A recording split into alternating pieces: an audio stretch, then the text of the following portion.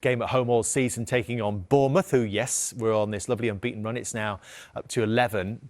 But did you see that coming, Roy? Arsenal losing vital ground in the title race at home against Bournemouth. Well, you thought Bournemouth would go and cause them problems, and obviously you Arsenal on the back of a tough European game away, and if Bournemouth were at it, you thought they would cause them problems, and that's what they certainly did. And it was a nervous performance by Arsenal, no doubt about it, and a big setback from. And there was criticism as well about the goalkeeper, particularly in possession, how much he saw of the ball, how much Arsenal used him at the back. And we've got some graphics, actually, Jamie, to show you on David Raya and his involvement in the game. So his season average of receiving passes, having the ball passed back to him, is 19. But you can see on Saturday it was twice as many as that season average. He made more passes, but this is interesting as well. He made a fewer percentage of long passes. Why was that significant, Jamie? What did you spot? Well, we just go through these little stats here. So passes received, think of who you're playing against Bournemouth, really pressing, aggressive, forcing the opposition to go backwards. That's one of the reasons. The reason he had so much of the ball was it was part of a tactical plan of Mikel Arteta because how aggressive they are in terms of their pressing. So they wanted to use him as an outfield player.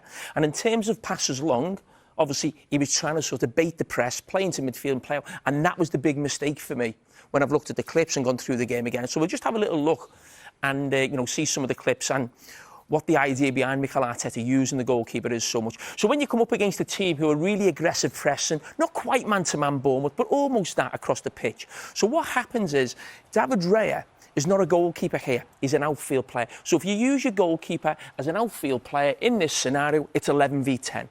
OK? So you actually see they're trying to make it a back three to play against almost two strikers to play out from there. Now, what happens is with Bournemouth is they don't go fully man-to-man. They keep an extra man at the back here. But what that means then, in this area, you've got an 8 v 6, OK, because you're using the goalkeeper. So you should be able to get out in those situations.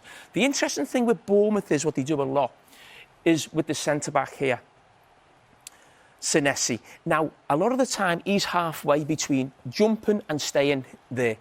So if he doesn't jump, you should be able to play out there. If he does jump, you've got to go direct. And that's where Arsenal got it wrong for me. So you see the situation now, David Raya, we see it a lot. He's trying to bait the press. He's trying to look, what are we going to do? So your three options are, can you play through them? Or can you play over them? They're your two options. Or can you play when they're not quite ready? So now we look, Senesi's jumped into midfield. Now look at this situation here. Maraweki, Gyökeres, and I think it's Martinelli on that far side. 3 v 3. Imagine Manchester City yesterday. Semenyo, Doku, Haaland, getting the ball into them. That's what Pep have done before. That's what Pep's done before. We've seen it before. Why are they not hitting this pass? That's how the best way you can beat the press. They've baited them to come onto them, get it into your front players. Now, is it because it wasn't part of the plan from Arteta? Or have they not got confidence in these players? Because I do think they lack real quality in the front three. I've said that before, and I won't change my mind. So they can't get out initially. Now, this time, Zubamendi. Again, we're in a situation where Senesi's gone back, so it's an 8 v 6 here. You can get out easy. A player of that quality has to just play that round the corner to Saliba, and you're back out. Absolutely fine. But Zubamendi is having a really tough time in midfield. And then the ball just ends up going long, high, hopeful, not quality into the front players. So that was the plan from Mikel Arteta. I've said before about playing through them or playing over them. Another way is actually play it when they're not ready, they're not set. We see the Bournemouth players here, not quite set. So let's get it in quickly, move it quickly, get Zubamendi on the ball. He's your orchestrated in that deep position. As I said, he's really struggling. Really poor pass, and from this throw-in, that's where the first goal comes from. So they recycle the ball, and it comes here. So we just stop it now, and what you've got is, you've got a 4-4-2 v 4-4-2 with the ball and without the ball. So 2 centre-backs v 2 strikers. We go straight across the pitch here in terms of the midfield 4, Arsenal 4 here, and then you've got the 4 attackers v the 4 defenders. So when you're in a situation like that, it's almost everybody knows who their man is. So now we come to the goal and the mix-up with Maraweki and Ben White. So as soon as you're in this situation, you know he's your man. Truffert, the left-back. So we highlight the two of them. But what happens is they switch off because Ryan Christie opens his body here. Now, everybody thinks he's now either going to pass here and pass here. The right winger and the right back switch off because of the body position of Ryan Christie there. So he then does a lovely little turn in that position. Madueke lets him go. Ben White doesn't even know he's there. The reason you know Ben White doesn't know he's there is he's only just seen him and he's already looking back at Madueke to say, this is your fault.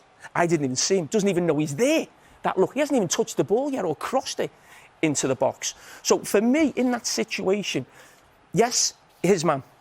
But as a right back, and I've been in that position, you know your winger at times will switch off. So you have to do two jobs. Your job is here with the winger if he goes inside, but I've also got to be careful of that because he doesn't think the way I think.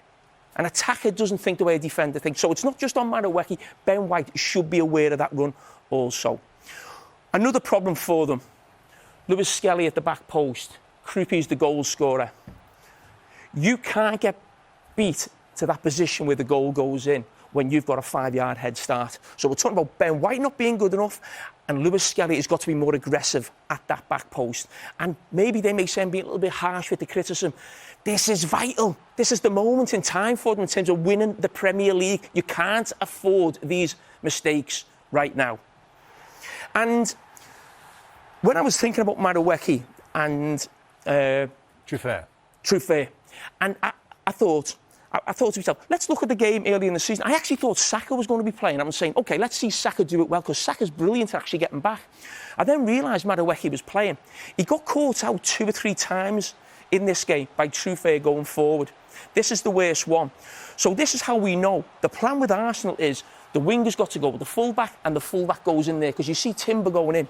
He gets caught out Madueke. So Truffert in this game goes forward exactly the same position. Comes in, it gets blocked rather than deflected to the back post. So what that tells me is there's no way in the world Mikel Arteta, with his attention to detail, would have not said to Madueke before the game, remember the reverse fixture, he done you 2 or 3 times down the line, be careful, be ready for that. So switching off at this vital time for Arsenal was not acceptable for Madueke in that situation. But that was the first goal. We're now going to go to the second goal. What we highlighted very early on in the game was the role of David Raya. Again, he's an outfield player. It's 11 v 10. He's on the same line as the centre-backs to make it a back 3. So exactly the same thing was happening right throughout the game. So he's now faking to play. Senesi stepped in, and you've now got your front 3 there. And again, they don't go into the front players. If that was Manchester City, imagine Ederson. He goes in there. He gets it into his big, powerful players. Again, is it because they don't trust the quality of these attacking players?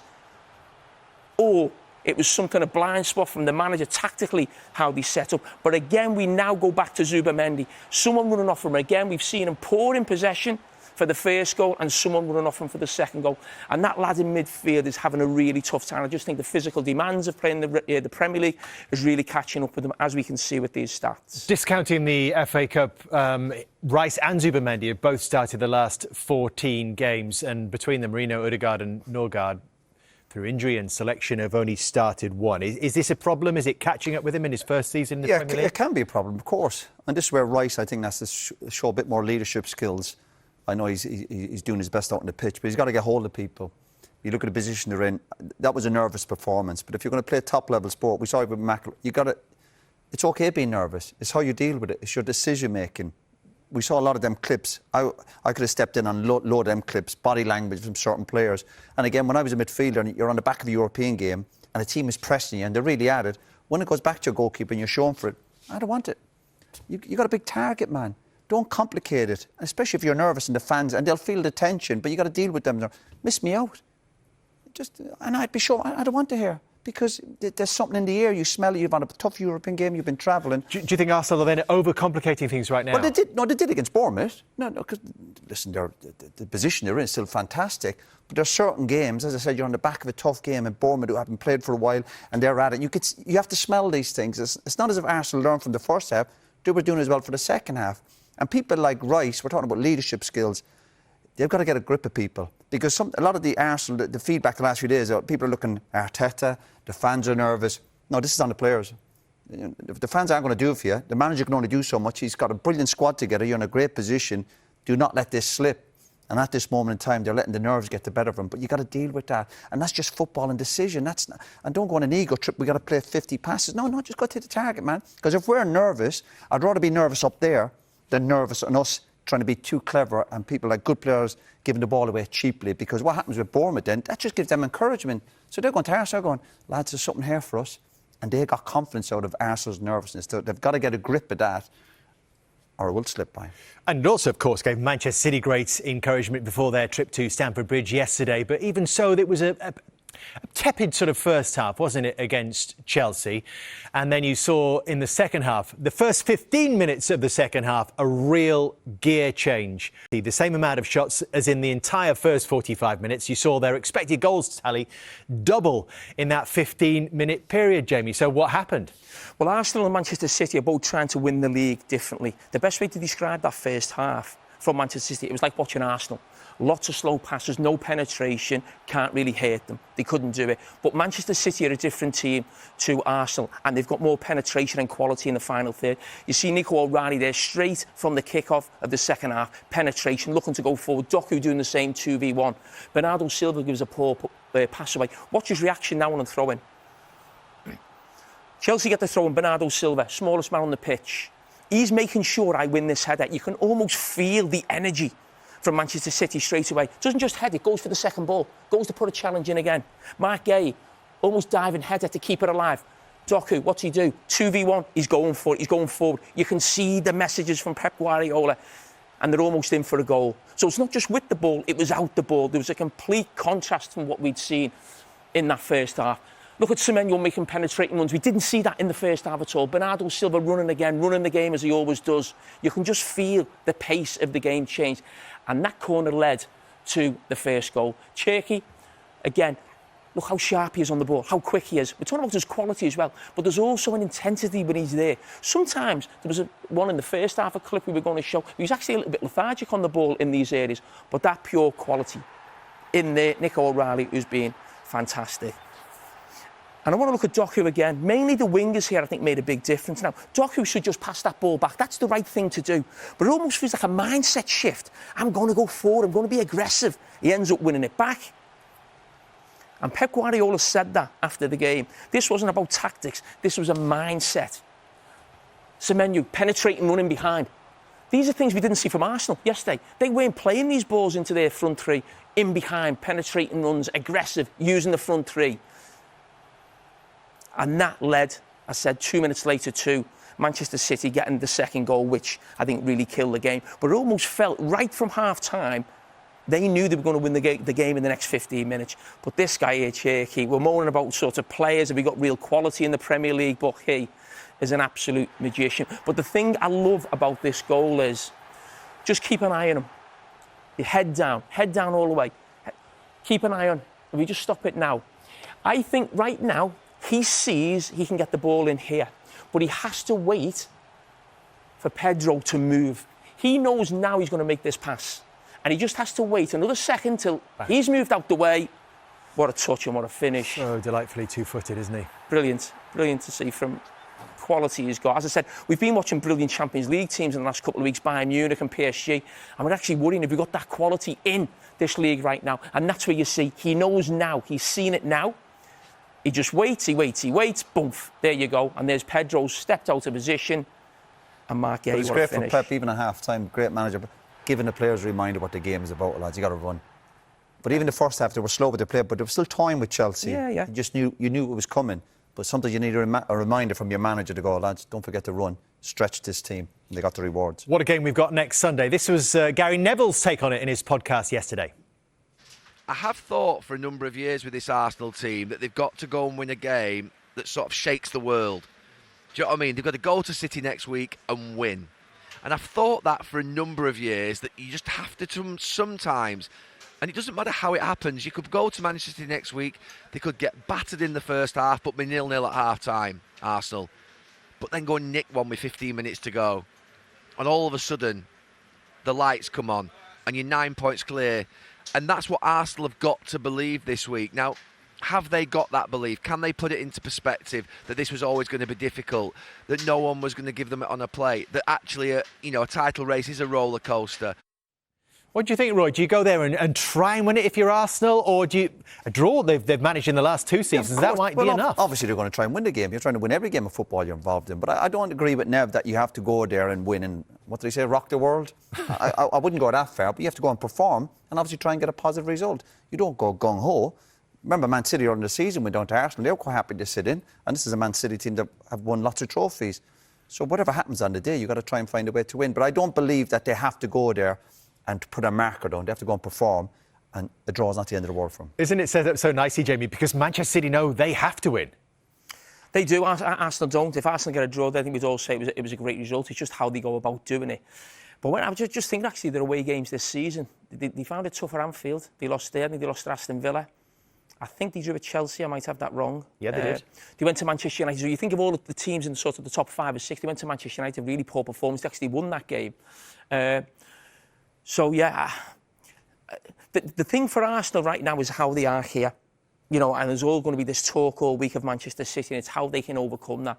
But a manager is not going to change now, after being a manager for 5 or 6 years, in the next week, going there. So we know how Mikel Arteta's going to go about it. He's going to back his strengths, which his strengths are his back four and maybe Declan Rice in there causing problems and getting on the ball. His strength is not in the attacking sense. As I said, I've said all season, they haven't got an outstanding attacking player. This is on the players now, I think, Jamie. I think the manager, obviously, he's got to do his bit.